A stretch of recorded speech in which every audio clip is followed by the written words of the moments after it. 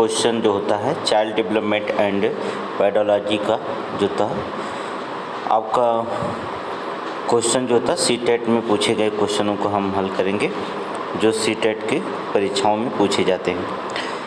ये child development and pedology के जो सीटेट के वो 15 क्वेश्चन जो होते हैं जो बार बार क्वेश्चन है इसी से संबंधित क्वेश्चन आते हैं। इन्हीं क्वेश्चन को हम जो होता आपके सामने रख रहे हैं, इसे आप रिपीट करेंगे, ठीक है। तो पहला क्वेश्चन क्या कहता है, ध्यान से देखेंगे।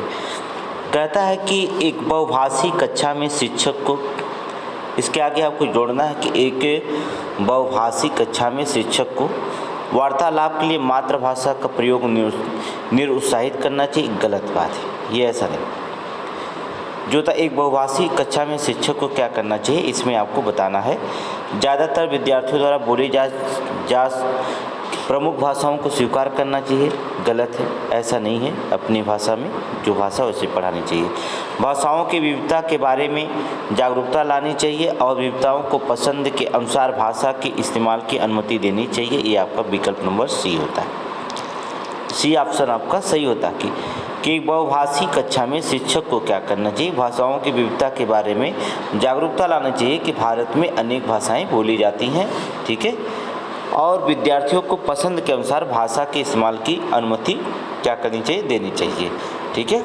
आपको आपकी कौन सी भाषा पसंद है, आपकी अनुमति उसी के अनुसार रखनी चाहिए। तो विकल्प नंबर सी आपका सही है। अगले क्वेश्चन भी ध्यान देखेंगे।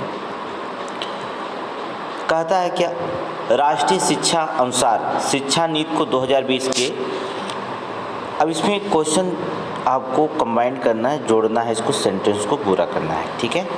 तो हमें इस सेंटेंस को जोड़ना पड़ेगा। कैसे? कहता है कि केवल पूर्व निर्धारित विषय वस्तु पर केंद्रित होना चाहिए, केवल पूर्व निर्धारित विषय वस्तु पर केंद्रित होना चाहिए।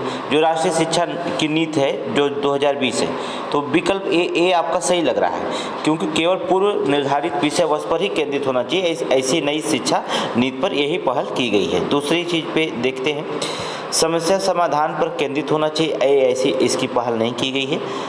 अधिगमकर्ताओं में समालोचनात्मक चिंतन का विकास करना चाहिए, ये भी सही है, ठीक है। राष्ट्रीय शिक्षा नीति के अनुसार जो था, शिक्षा नीति 2020 के अनुसार जो था, अधिगमकर्ताओं को समालोचनात्मक चिंतन का विषय करना चाहिए, ये एकदम सही है, ठीक है। अगला, अन्वेषण निर्धारित और खोज आधारित होना चाहिए, एकदम सही है। चौथा भी सही है, अर्थात इसका मतलब पहला, तीसरा और चौथा ऑप्शन में मिलता है तो आप मारिएगा। विकल्प नंबर ए देख लीजिए, इसमें है विकल्प ए आपका सही है, पहला, तीसरा और चौथा है। अर्थात राष्ट्रीय शिक्षा के अनुसार शिक्षा नीति में 2020 के अनुसार केवल पूर्व निर्धारित विषय वस्तु पर केंद्रित होना चाहिए, ठीक है। अधिगमकर्ताओं को, अधिगम मतलब सीखनाकर्ताओं में समालोचनात्मक चिंतन का विकास करना चाहिए, ये भी सही। अन्वेषण निर्धारित और आधारित होना चाहिए, अर्थात पहले, तीसरा और ऑप्शन चौथा सही होता है। अगले क्वेश्चन में ध्यान देखेंगे क्या कहता है। विकास की किस अवस्था में बच्चे कल्पनाशीलता वाले खेल से सक्रिय भाग लेते हैं? कल्पनाशीलता वाले खेल में जो होता है सक्रिय भाग लेते हैं, ठीक है, कोई सोच संबंधी खेल होता है। शैशवावस्था में नहीं, ये शैशवावस्था में नहीं। प्रारंभिक बाल्यावस्था में, एकदम सही है, प्रारंभिक बाल्यावस्था सही है। मध्य किशोरावस्था में नहीं।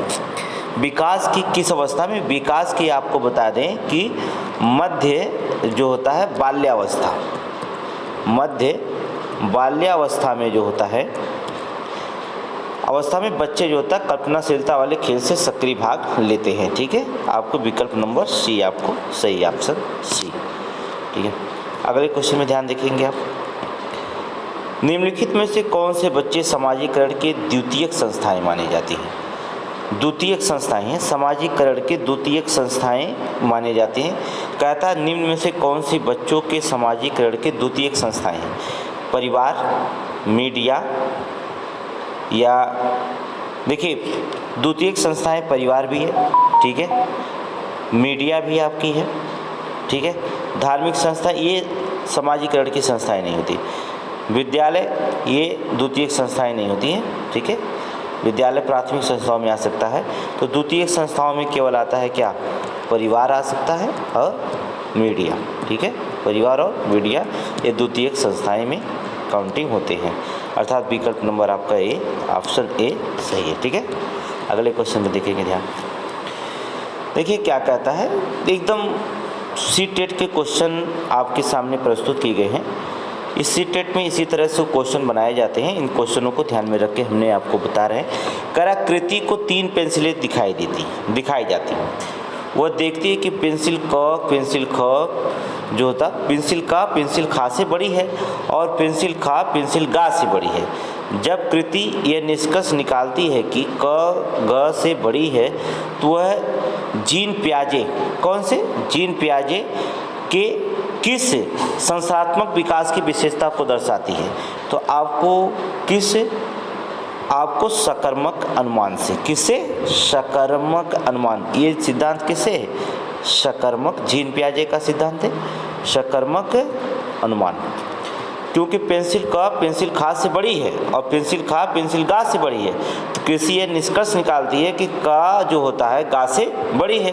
तो किस चीज़ संस्थात्मक जो होता है संस्थात्मक विकास की विशेषता को दर्शाती है? वो आपके जीन पियाजे के सकर्मक अनुमान, अर्थात विकल्प सी के अनुसार रखा जाता है। ठीक है, आपको हमने पढ़ाया है डिस्क्रिप्टिव में।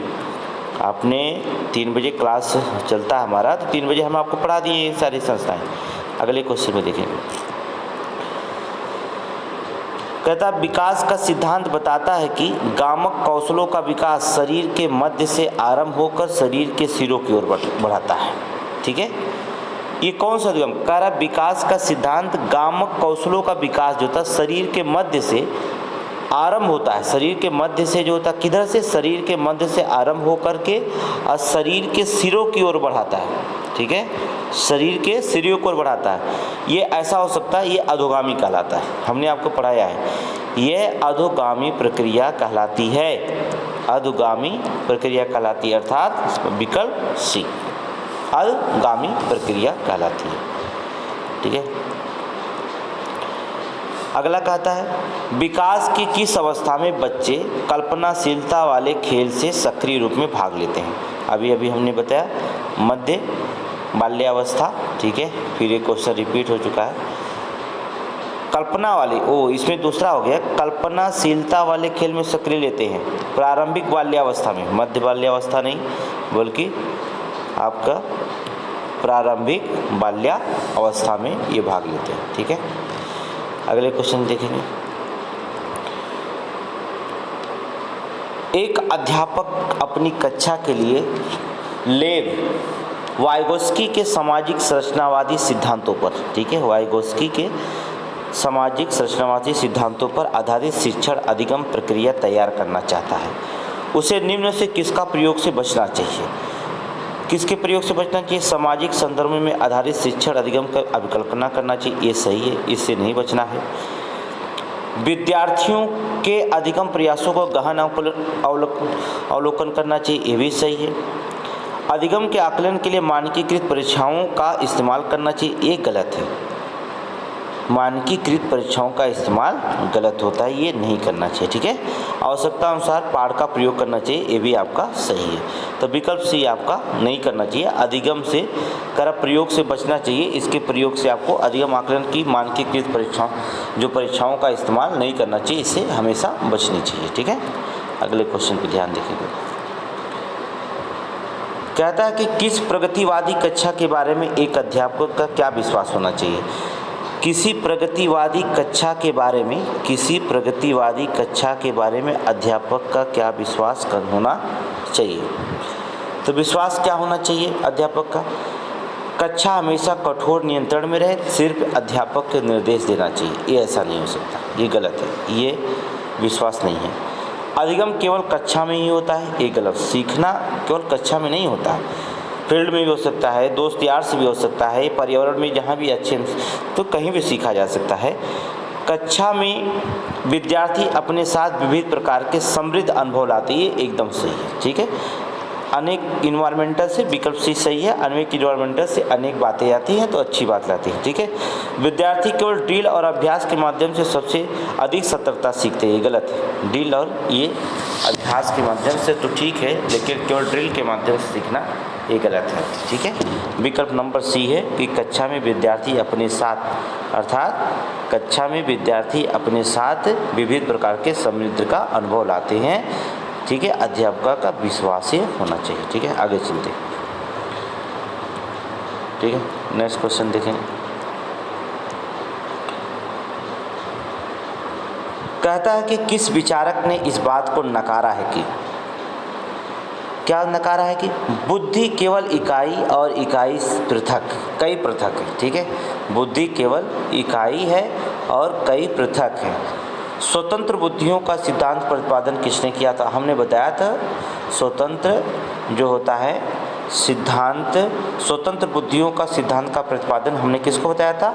हार्वर्ड, ठीक है, हार्वर्ड गार्डनर, हार्वर्ड गार्डनर का सिद्धांत, स्वतंत्र बुद्धियों का सिद्धांत का प्रतिपादन हार्वर्ड गार्डनर है। विकल्प नंबर बी दिखाई दे रहा है आपको, विकल्प ऑप्शन बी, ठीक है, ऑप्शन बी होता है। तो ये 10 क्वेश्चन आपके हैं सीटेट के, ठीक है। इन क्वेश्चनों को आप गेन कर सकते हैं।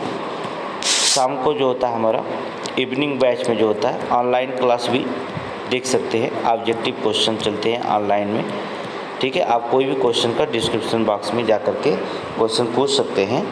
तो आप ऑनलाइन क्लास के, आपको हमने बताया कि 1000 क्वेश्चन आपके सीटेट का और 1000 आपके जो होते हैं सुपर टेट के एग्ज़ाम में आपको